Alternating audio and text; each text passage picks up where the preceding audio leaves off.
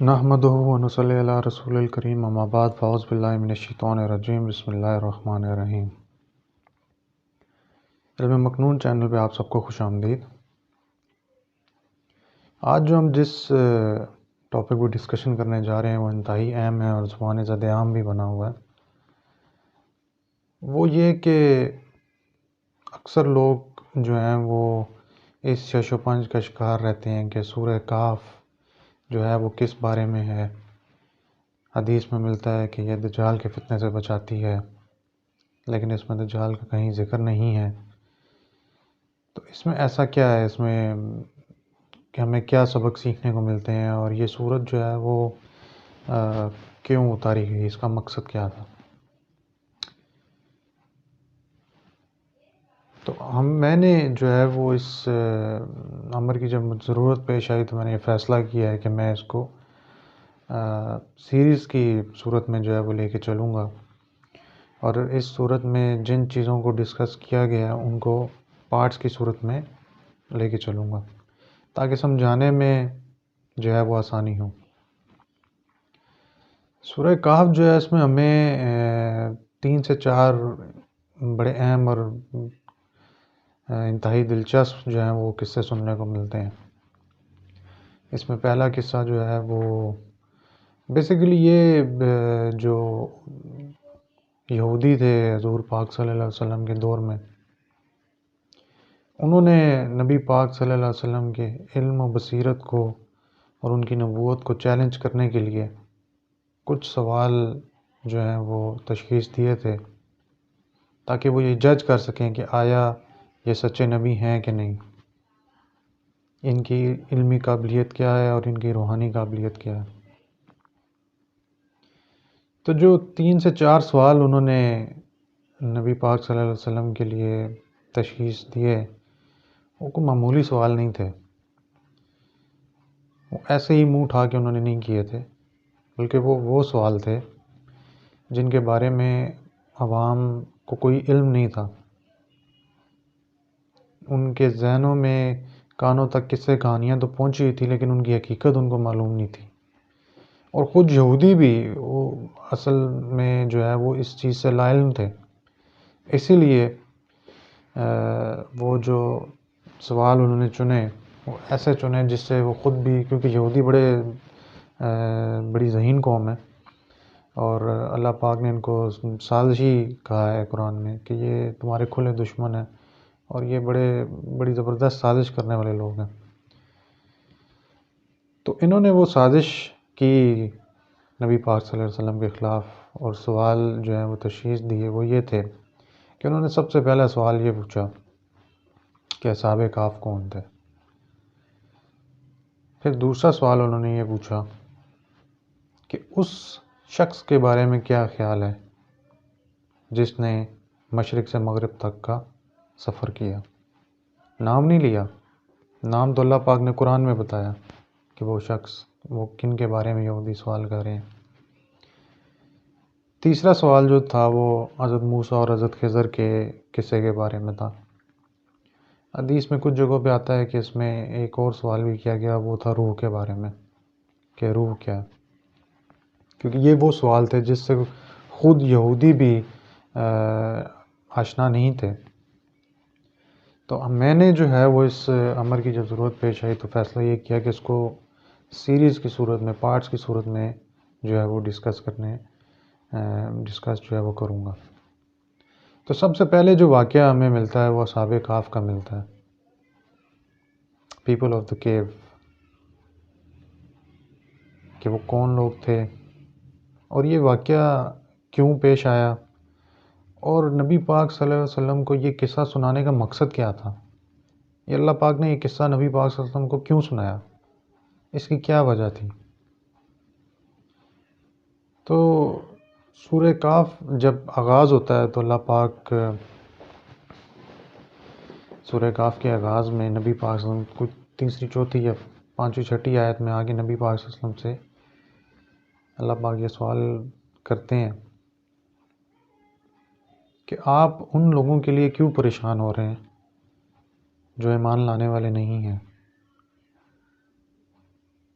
ان کے لیے کیوں اپنے آپ کو آپ نے غم میں مبتلا کیا ہوا ہے؟ یہ کفار مکہ کی بات ہو رہی ہے، اور یہ صورت جو ہے وہ مکی صورت ہے، اور مکہ میں اس وقت نازل ہوئی جب کفار مکہ جو ہیں وہ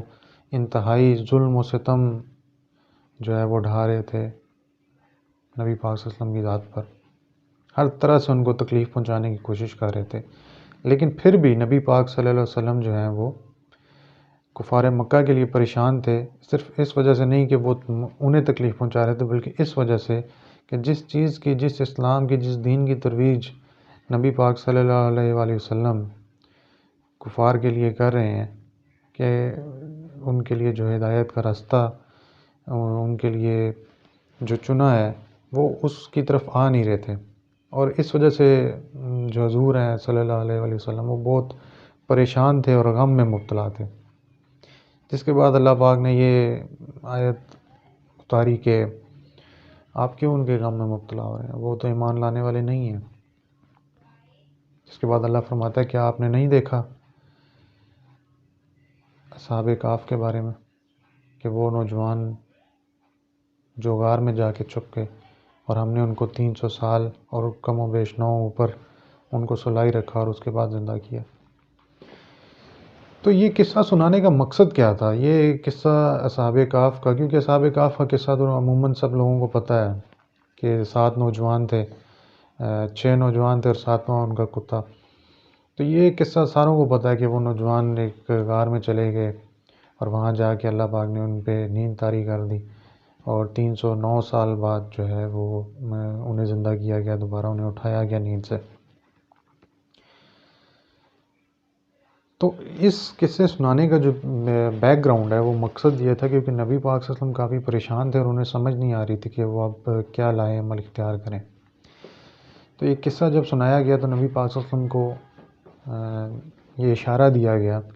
کہ جب اصحاب کہف جس دور میں تھے، اس دور میں جس بادشاہ کی حکومت تھی، اس کا نام تاریخ میں ہمیں جو ہے وہ دقیانوس کے نام سے ملتا ہے۔ آج کل آپ سارے لوگ یہ جانتے ہوں گے کہ یہ ٹرمنالوجی کافی مشہور ہے اور زبان زد عام ہے کہ کیا دقیانوسی باتیں کر رہے ہو۔ جب بھی کوئی غیر شرعی یا غیر اخلاقی بات کرتا ہے تو لوگ اکثر اس کو کہتے ہیں کہ کیا دقیانوسی باتیں کرتے ہو۔ تو یہ دقیانوسی جو ٹرمنالوجی ہے یہ وہ اس بادشاہ کی وجہ سے شروع ہوئی ہے جو اصحاب کہف کے دور میں تھا، اور یہ بڑا ظالم بادشاہ تھا، اور جس شہر میں یہ رہتے تھے یہ لوگ، جس شہر میں یہ اصحاب کہف کا واقعہ پیش آیا، اس جگہ کا نام افسس کے نام سے تاریخ میں جو ہے وہ لکھا جاتا ہے۔ یعنی آج کے دور میں کچھ جگہوں پہ اس کو افسوس لکھا گیا اور کچھ جگہوں پہ افسوس لکھا گیا۔ تو یہ جو ٹرمنالوجی آپ افسوس کی یوز کرتے ہیں تو وہ یہ ٹرمنالوجی اس شہر سے آئی ہے، کیونکہ وہ شہر کافی وہاں کے لوگ، وہاں کا جو بادشاہ تھا وہ کافی ظالم تھا، اور لوگ جو تھے وہ شرک و بت پرستی میں مبتلا تھے، اور جادو جو تھا وہاں پہ بڑے زور و شور سے کیا جاتا ہے۔ یہ رومی جو سلطنت تھی اس کا یہ کافی بڑا شہر تھا اور مین مرکز تھا۔ ترکی کے 22 سے 25 کلومیٹر جنوب کی طرف آپ کو اس شہر کے کھنڈرات جو ہیں وہ آج بھی ملیں گے۔ اور وہاں پہ جو جادوگرنی کافی مشہور تھی اس کا نام ڈائنا تھا، ڈائنا دیوی کے نام سے وہ جانی جاتی تھی۔ تو آج کل یہ بھی ایک جو ٹرمنالوجی ہے، تو یہ آپ کو جو ٹرمنالوجیز ہم آج زبان زد عام ہوئی ہوئی ہیں، ڈائن آ گئی یا یہ ہوگی، تو یہ اس عورت کے نام پہ ہے۔ جیسے افسوس تھا، جب وہ تباہ و برباد ہوا تو بہت سارے جو اس دور کے لوگ تھے تو وہ اس شہر کو یاد کر کے کہتے تھے اوہ افسوس۔ تو آج جو یہ عام ہو چکی ہے ہر بندے کی زبان پہ کہ ہائے افسوس، تو یہ افسوس اصل میں وہ اس شہر کی نسبت سے کیا جاتا ہے جو تباہ و برباد ہو چکا تھا، کیونکہ جو انگریز تھے اس دور کے، عیسائی تھے، کرسچنز اور یا یہودی جو تھے، وہ جب وہ شہر تباہ و برباد ہوا تو اس شہر کو یاد کر کے وہ افسوس کا ورڈ جو ہے وہ یوز کرتے تھے. تو جب عام ہندوستان میں جب حکومت آئی ان کی انگریزوں کی، تو وہ اکثر یہ ورڈ کسی بھی جو حادثہ پیش آتا تو یہ یوز کرتے تھے. تو جو ان کے چوبدار تھے انہوں نے یہ چیز پکڑ لی، اور جہاں پہ بھی کوئی فوتگی یا کوئی غم کا ماحول ہوتا تو وہاں پہ وہ افسوس کا اظہار کرتے. تو یہ جو ٹرمنالوجیز ہیں یہ وہاں سے یوز ہوئی ہیں. تو اصحاب کہف کا جو واقعہ ہے وہ سنانے کا جو مین مقصد تھا وہ یہ تھا کہ نبی پاک صلی اللہ علیہ وسلم کو یہ اشارہ دیا گیا کہ اب آپ کے ہجرت کرنے کا وقت آ چکا ہے. یہ وہ صورت تھی جس کے اترنے کے بعد، اور یہ وہ واقعہ تھا جس کے سنانے کے بعد نبی پاک صلی اللہ علیہ وسلم نے یہ فیصلہ کیا کہ اب ہمیں ہجرت کرنی چاہیے. اور اس واقعے کے بعد نبی پاک صلی اللہ علیہ وسلم نے جو ہے وہ مدینہ کی طرف ہجرت فرمائی. تو اصحاب کہف کا واقعہ سنانے کا جو مقصد تھا وہ صرف اور صرف یہی تھا کہ نبی پاک صلی اللہ علیہ وسلم جو ہے وہ کفار مکہ کے غم میں اتنے مبتلا ہو چکے تھے کہ ہر وقت پریشانی کے عالم میں رہتے تھے کہ ان لوگوں کا کیا بنے گا. لیکن اللہ پاک نے فرمایا کہ یہ لوگ ایمان لانے والے نہیں ہیں اور آپ ان کے غم میں مبتلا نہ ہوں. تو پھر اس کے بعد اصحاب کہف کا جب واقعہ سنایا تو پھر ان کو بتایا گیا کہ وہ لوگ جب اس زمانے میں وہ 6 نوجوان جب اس زمانے میں تھے تو اس وقت کا جو بادشاہ تھا وہ اتنا ظلم و ستم کر رہا تھا کہ زبردستی لوگوں کو جو ہے وہ دین سے ہٹانے کی کوشش کی جاتی تھی، اور ان کے ایمان کو چھیننے کے لیے زور زبردستی کی جا رہی تھی. اور جو وہ اپنے آپ کو منوا رہا تھا، جس طرح فرعون نے اپنے آپ کو منوایا، اسی طرح سے وہ دقیانوس بادشاہ جو تھا وہ اپنے آپ کو منوانے کے لیے زور زبردستی ظلم و جبر جو ہے اس نے شروع کیا ہوا تھا. اس چیز سے بچنے کے لیے، اپنے ایمان کو بچانے کے لیے ان 6 نوجوانوں نے وہاں سے جو ہے وہ نقل مکانی کی اور ایک دور دراز ایک غار میں جا کے جو ہے وہ انہوں نے پناہ لی. 300 سال گزرنے کے بعد جو ہے وہ 309 سال گزرنے کے بعد جو ہے وہ ان کو دوبارہ زندہ کیا گیا.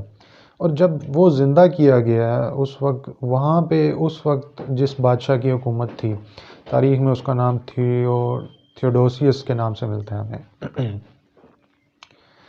تو وہاں پہ اس وقت جو تھا وہ رومی سلطنت کی ظاہر سی بات ہے، جو اہل روم تھے ان کی اتنی داغ بیٹھ چکی تھی کہ لوگ وہاں پہ زیادہ تر جو ہے وہ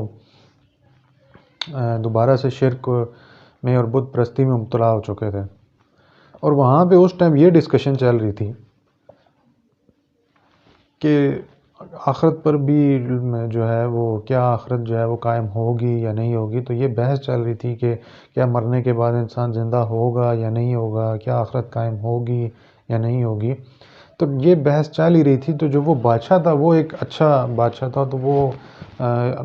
اس نے یہ دعا کی اللہ پاک سے کہ ہم تو یہ جو دلائل یہ پیش کر رہے ہیں یہودی اور تورات سے لے کے کیونکہ ایک وہ الگ سے ایک فرقہ ان کا بن گیا تھا سرکانی کے نام سے یا سربانی کے نام سے، نام میں ہو سکتا ہے میں غلط بول رہا ہوں. تو وہ ایک فرقہ بن گیا تھا جو اس وقت کے لوگوں پہ یہ دلائل پیش کرتا تھا کہ آخرت نہیں آئے گی اور آخرت کا کوئی کنسیپٹ نہیں ہے اور مرنے کے بعد انسان جو ہے وہ زندہ نہیں ہوتے. تو وہ بادشاہ کافی پریشان تھا اور کوئی دلائل جو مسیحیت کے ماننے والے لوگ تھے اس ٹائم کے وہ کوئی دلائل پیش نہیں کر پا رہے تھے، اور جو دلیلیں وہ دے رہے تھے وہ بڑی کمزور تھیں. اس سے ان کا کوئی مسائل کا حل نہیں ہو پا رہا تھا. تو لوگ جوک در جوک جو ہیں وہ اس چیز کے قائل ہونا شروع ہو گئے تھے کہ آخرت نہیں ہوگی، آخرت کا کوئی کنسیپٹ نہیں ہے اور مرنے کے بعد انسان زندہ نہیں ہوگا. ٹھیک اسی اثنا میں جو ہے وہ اللہ پاک نے جو اصحاب تھے، وہ جو 6 نوجوان تھے، ان کو دوبارہ زندگی عطا فرمائی، ان کو نیند سے بیدار کیا. اور جب وہ گئے اس شہر میں تو وہ جو سکے لے کے گئے تھے جس دکاندار کے پاس، اس نے جب وہ سکے دیکھے تو اس نے کہا کہ یہ تو اس دور کے بادشاہ کی جو آج سے 300 سال پہلے جس کی حکومت تھی وہ تو گزر چکے اور تم اب یہ سکے لے کے آئے. تو وہ پکڑ کے اس نوجوان کو جو ہے وہ اس بادشاہ کے پاس لے گئے. تو بادشاہ نے جب وہ ماجرا سنا تو وہ سارے کا سارا شہر اکٹھا ہو گیا اور چل دیا اس غار کی طرف۔ تو اس غار پہ جو تھی وہ ایک تختی لٹکی ہوئی تھی، کیونکہ جب دقیانوس بادشاہ نے ان 6 نوجوانوں کے پیچھے لوگوں کو بھیجا تھا، تو وہاں پہ جا کے ایک غار کو جب پتہ چلا ایک بندے کو کہ یہ غار میں موجود ہیں، تو اس نے اس غار کو بند کر دیا، بلکہ وہ اللہ کی طرف سے بند ہو گئی تھی۔ تو اس نے، کیونکہ آپ کو پتہ ہے کہ کھرا تلاش کرنے والے جو ہوتے ہیں وہ پہنچ جاتے ہیں وہاں تک، تو وہ بندہ بھی پہنچ چکا تھا۔ تو اس نے جب دیکھا کہ غار بند ہو چکی ہے اور ان کے نکلنے کا کوئی سبب نہیں ہے، تو اس نے ایک تختی پہ ان کے نام لکھ کے اور وہ تحریر لکھ کے وہاں پہ لٹکا دی۔ تو وہ تختی جب وہ تھیوڈوسیس بادشاہ کے ساتھ وہ لوگ جب اس غار تک پہنچے، تو انہوں نے وہ تختی دیکھی، اور اس تختی پہ جو نام لکھے تھے، جب انہوں نے وہ غار کا دروازہ پھر سے ہٹایا، پتھر ہٹایا وہاں پہ، اور وہ جب دیکھا تو وہ وہی لوگ تھے جن کے نام لکھے تھے، تو وہ بڑے حیران ہوئے اور اللہ کا شکر ادا کیا اس بادشاہ نے۔ اس کے بعد لوگوں کا یہ یقین ہو گیا کہ اللہ پاک یہ قدرت رکھتا ہے کہ اللہ جو ہے وہ انسان جو ہے وہ مرنے کے بعد دوبارہ زندہ ہوگا، اور اللہ یہ قدرت رکھتا ہے اس کو دوبارہ زندہ کرنے کی۔ تو پھر جوگ در جوگ جو ہے وہ لوگ ایمان لے آئے اور اپنے آپ کو سیدھے راستے پر واپس لے آئے تھے۔ خیر، یہ واقعہ سنانے کا جو مین مقصد تھا حضور پاک صلی اللہ علیہ وسلم کو یہ بتانا تھا کہ جب ایمان بچانا، تکلیفوں سے بچنا مشکل ہو چکا ہے، اور وہ جن کے لیے آپ غم میں مبتلا ہیں وہ تو ایمان لانے والے نہیں ہیں، تو بہتر یہ ہے کہ آپ جو ہے وہ ہجرت کر جائیں۔ اس سے ہمیں ایک سبق بھی ملتا ہے، وہ سبق یہ ملتا ہے کہ جب جس جگہ پہ آپ رہ رہے ہیں وہاں پہ آپ کے لیے مشکلات درپیش آ جائیں، آپ کے لیے کام کرنا مشکل ہو جائے، آپ کے لیے سوسائٹی میں نکلنا مشکل ہو جائے، تو آپ کو کوشش یہ کرنی چاہیے، یا جہاں پہ آپ کی بات نہ سنی جا رہی ہو، جہاں پہ حق کا بول بالا نہ ہو، تو وہاں پہ کوشش یہ کرنی چاہیے کہ وہاں سے ہجرت کر جانی چاہیے۔ اور ہجرت میں ہی اللہ پاک نے برکت بھی رکھی ہے۔ آپ دیکھیے کہ جب نبی پاک صلی اللہ علیہ وآلہ وسلم نے ہجرت فرمائی تو مدینہ جا کے بہت ساری چیزیں جو ہیں وہ اسلام کے حق میں آنا شروع ہو گئیں، بہت سارے قبائل مسلمان ہو گئے، اور وہاں پہ جو اسلام کو پاور ملی وہ مکہ میں نہیں ملی تھی۔ تو یہ سورہ کہف کا جو پہلا حصہ تھا جس کے بارے میں نے ڈسکس کیا۔ میرے چینل کو لائک کریں، سبسکرائب کریں، اور مزید اچھی ویڈیوز کو دیکھنے کے لیے میرے چینل پہ ضرور آئیں۔ بہت شکریہ۔